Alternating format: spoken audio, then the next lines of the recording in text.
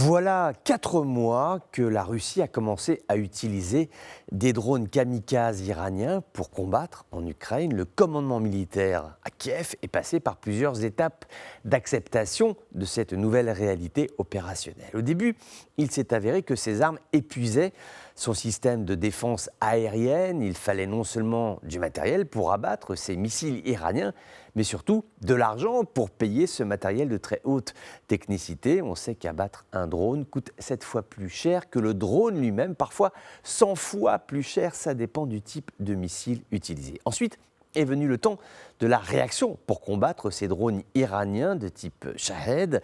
L'aide américaine s'est considérablement accrue en ce domaine, non sans efficacité. Une évaluation datée du début du mois de janvier estimait à 629 le nombre de lancements de drones iraniens.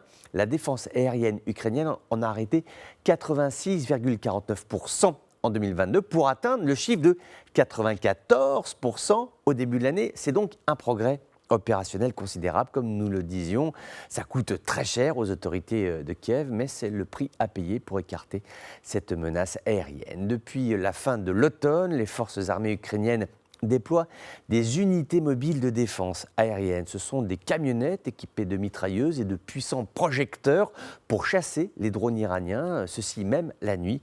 Le coût estimé de l'équipement d'un véhicule est environ de 26 000 $. C'est globalement le prix catalogue d'un drone iranien Shahed 136, aussi c'est le même prix.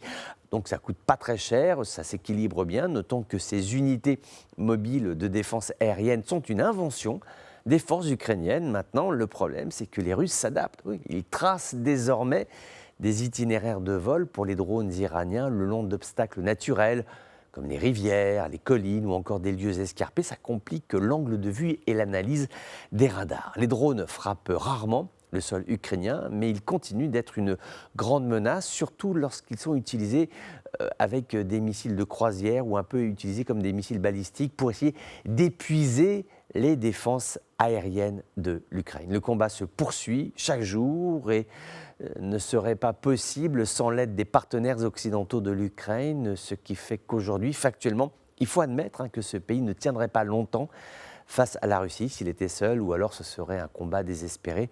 On peut vraiment le dire, l'Occident est en guerre. Ce ne sont pas ces soldats qui meurent, mais ce sont ces bombes et ces missiles qui sont tirés plus que jamais. La guerre est revenue s'installer durablement sur le continent européen.